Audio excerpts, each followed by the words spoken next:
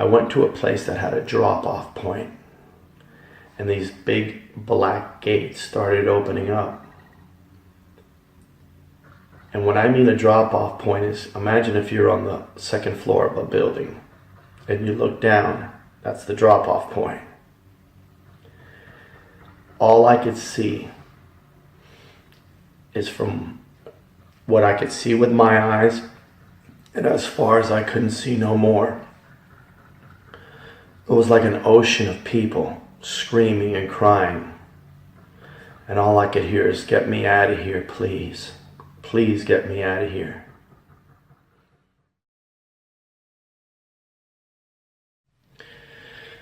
Good morning, my name is William Borna. I've been holding this testimony since July of 2000. When I flatlined, I died of a heart attack.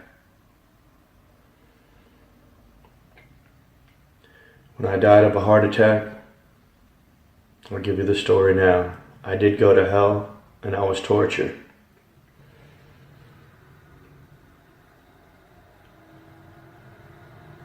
I've been holding this testimony for 16 and a half years.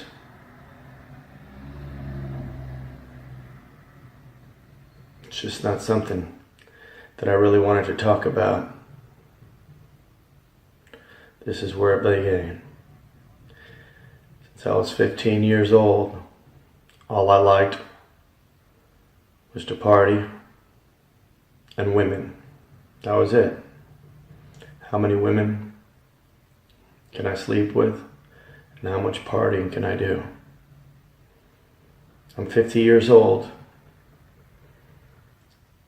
I was a teenager in the early 80s in Miami when the money was flowing.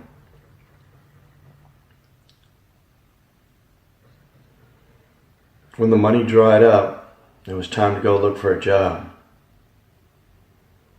I would go from place to place looking for a job, and I could never find one.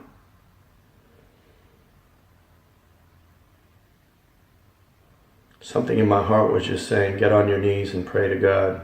Didn't know how to do it. Didn't even know who Jesus was. But I'd walk into a church and I said, "Do you mind if I get on my knees? I need to ask God for a job." "Yeah, sure." What little belief that I had that there was a God. And I would get on my knees and pray. And 2 or 3 days later, I'd have a job. And I would look up at heaven and I'd say thank you. And that was the last time God that I didn't know would hear from me, because I didn't know him. I always believed that there was a God, just like everybody does. Even the atheists believe that there's a God. They're just lying.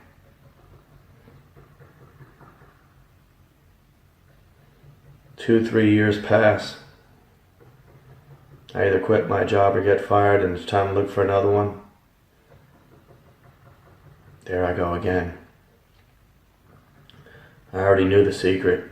Just go to the first church you could find. Don't matter where it's at. Don't matter what denomination. Just walk inside and I'd ask for a job. "God, can you give me a job, please?" 2 or 3 days later, I'd have another job. And that whole time, I was just partying and women. That was just my main concern. There was nothing else.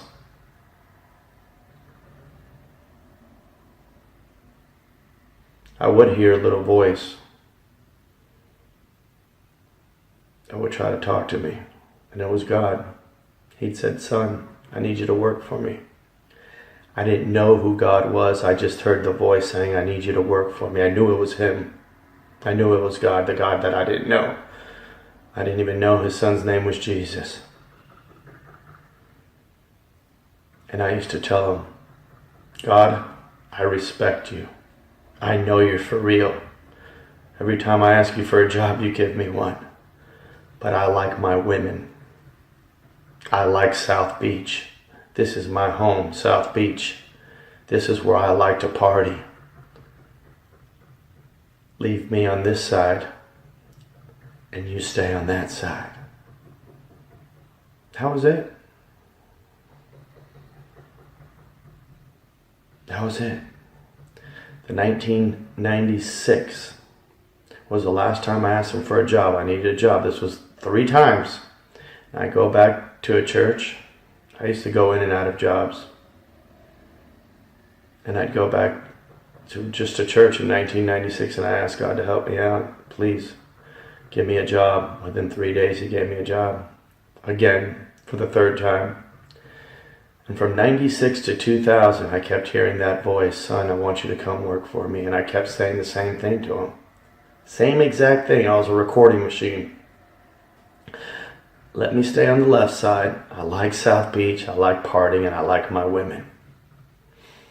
In the year 2000 is when I died of a heart attack. I'm going to explain it to you as I'm on my knees right now in front of God. This is the prayer room in my house. This is where I bend my knees daily. This is where the beginning of wisdom is fear of the Lord. In the year 2000, I flatlined. I had a heart attack. Have you ever seen someone have a heart attack? They just fall. Their whole body falls. Unfortunately, I fell on my face. Why am I doing it in the prayer room? Because the day I died, we have a spirit that's inside of us. We have a body. We have a spirit. We have a soul. And we have a body. This body died, fell on the floor, dead. The maggots will eat it up once you die. That spirit never dies. So, when I flatlined, I'm going to start my story right now exactly the way it was. If you ever watched a movie called Ghost with Patrick Swayze and Deneen Moore, there was a thug-looking kind of guy with a fro. He was a Latin guy. That's what I could tell you. Okay? And he was the one that was going to kill Deneen Moore. And if I'm correct, no, I don't remember if he killed Patrick Swayze, no. You know who I'm talking about. The Latin guy in Ghost. He got hit by a car. When he died, those little black moles came to get him in the movie. That is exactly what happened to me. Whoever did that movie knew exactly what they were talking about. Those little black moles came to get me. My body is dead on the floor. All I could remember is that they were grabbing my feet and they were bringing me down. There was many of them. While they were bringing me down, my body's on the floor. My spirit and soul is coming. I'm alive now. I'm awake. Now I have another body because I'm feeling pain. They were sticking their fingers in my eyes. They were sticking their fingers in my nose. They were biting my ear. They were gouging me. They were spitting on me. They were cursing me. I couldn't even cry. I was just being tortured. It was just so much pain. Nothing could come out. I was crying with inside. Never knew God, never knew Jesus. I went to a place that had a drop-off point, and these big black gates started opening up.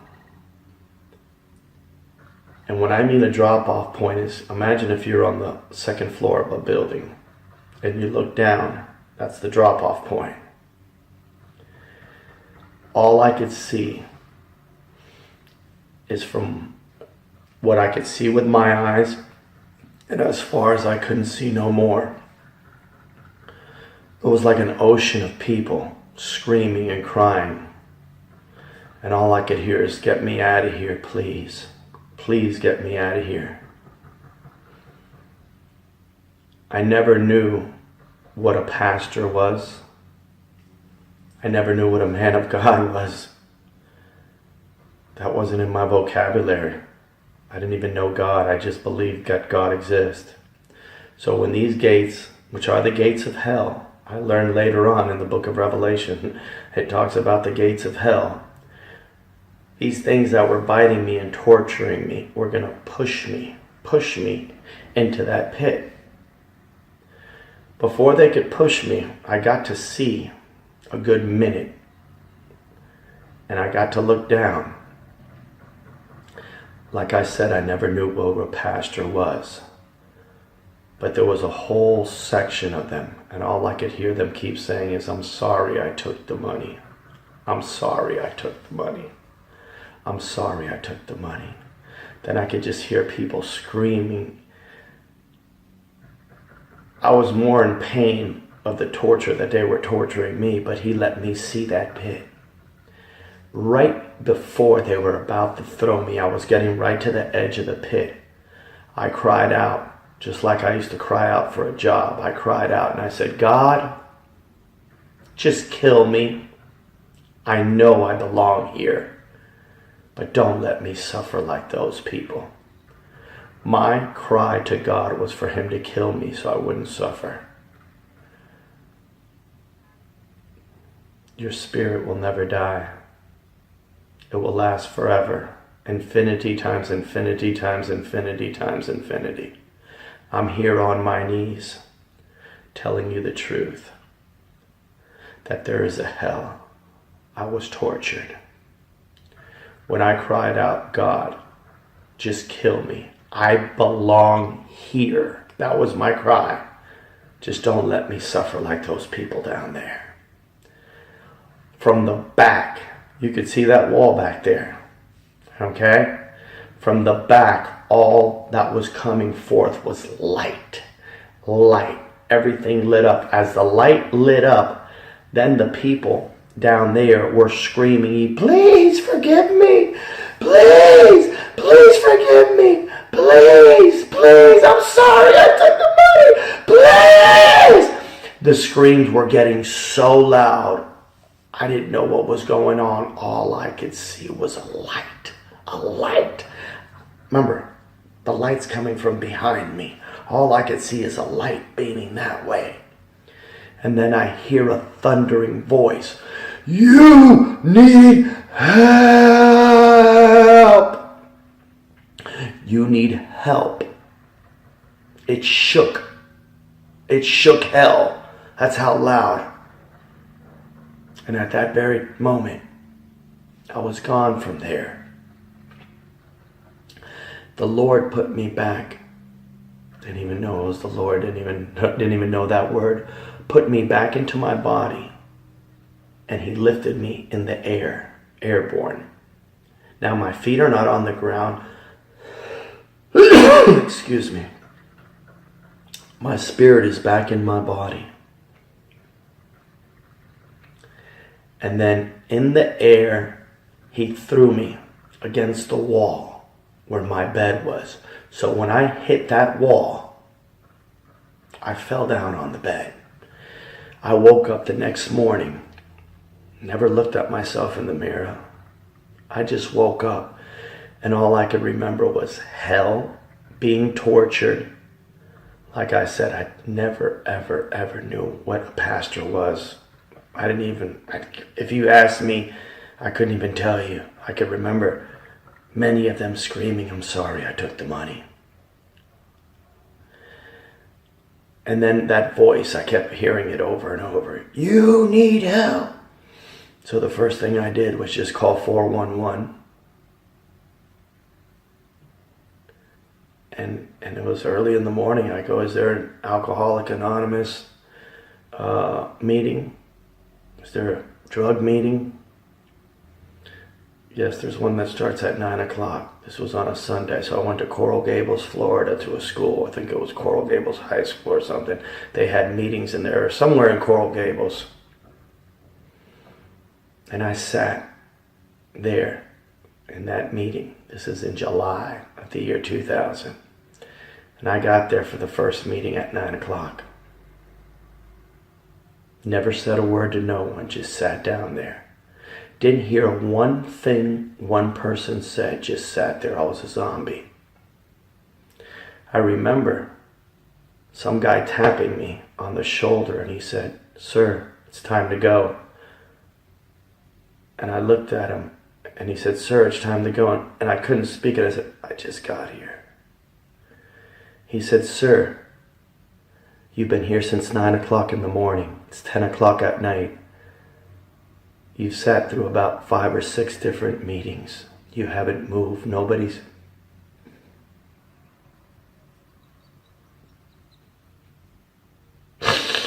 "Excuse me, sir.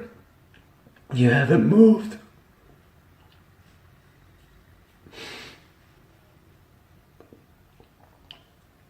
Hell is for real. I was tortured in hell.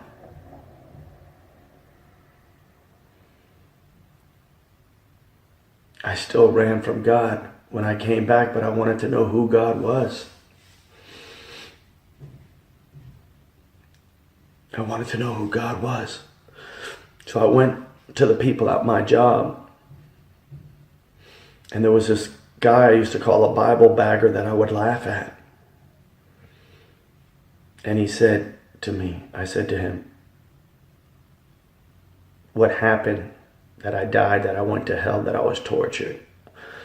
I want to know why God saved my life. I just had to know. I knew it was God. I just wanted to know why. I didn't know that it's because he loved me. I didn't even know that. I couldn't even fathom that. I could not think in my mind that God loved me so much that he saved my life. I didn't even know why." He said, "Dude, that's all the drugs that you did. That's all the alcohol. I can't help you." I made fun of that man. I tortured him. I used to laugh at him every single day, so I don't blame him. I don't blame him at all. Then I kept searching, so then I went to a booth, went to a Catholic church, and I just said, if I confess my sins, maybe he'll tell me why. So I went in the booth and I couldn't stop crying. I was weeping like a baby, weeping, just crying. And the man in the booth said, "There's a long line behind you. Why don't you come back later?" I couldn't stop crying. It made sense. As bad as that sounded, it made sense because I couldn't stop crying. I cried for 2 weeks straight every day. I would go to work crying. And people at work just said, "Don't even talk to him. That dude, don't even talk to him." I would go to work crying. I would grab my paperwork to do my job, and I would cry for 12 hours. Then I'd go home and sleep, and then I'd cry again for another 12 hours awake going to work. And I did that for 2 weeks straight.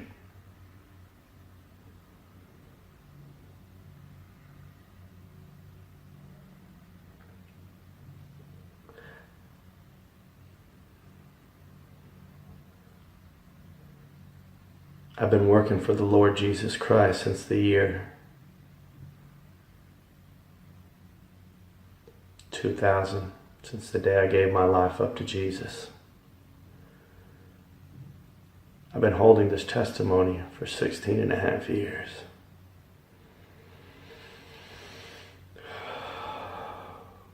I worked for him for 7 years straight. He used me as a vessel to plant 5 churches.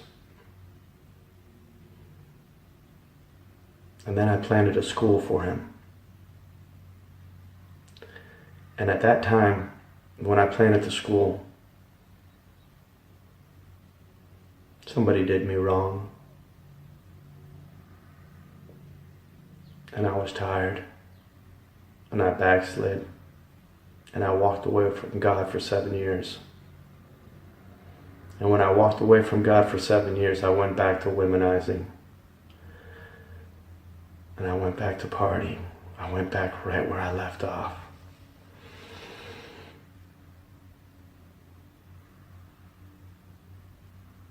I went back to God just to pray to him one time. And I said, "God, can you take away these pills that I'm taking? I'm taking about 10 a day. God,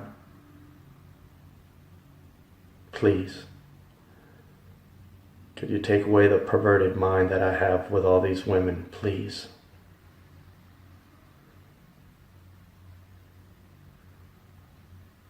After 7 years, I just wanted for him to pray. I just wanted to pray for him to take away the pills and this perverted mind that I had. He's such a good God. He did that. But little did I know he was going to ask me to come back to work for him. And this is his exact word. He says, "Son, I'm glad you came to pray to me, because I was just about to take your life." He loved me so much that he took me back.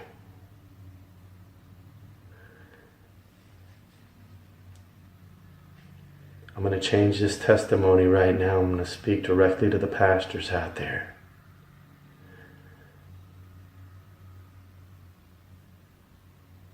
There's a lot of them out there. I want to run a church for money, or they're taking money from the church. It's not worth it. I saw with my own eyes men being tortured. And to those of you listening out there, there's good churches that preach the Word of God. God will hold you responsible, because you're going to say, "Well, I'm not going to go to church because they just take the money."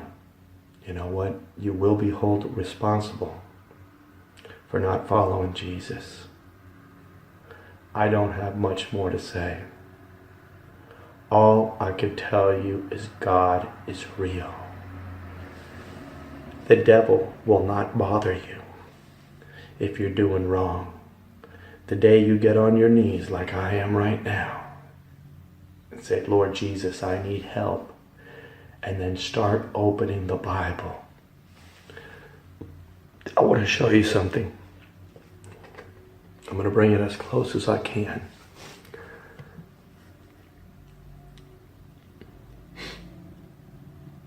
That's where they were throwing me in right there.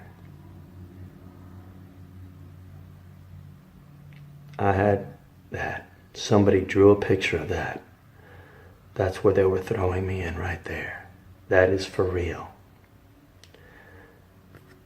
There's a lot of good people in hell that didn't do nothing wrong to nobody, but they did not accept Jesus. Bad people go to heaven because they accept Jesus. Good people go to hell because they don't accept Jesus.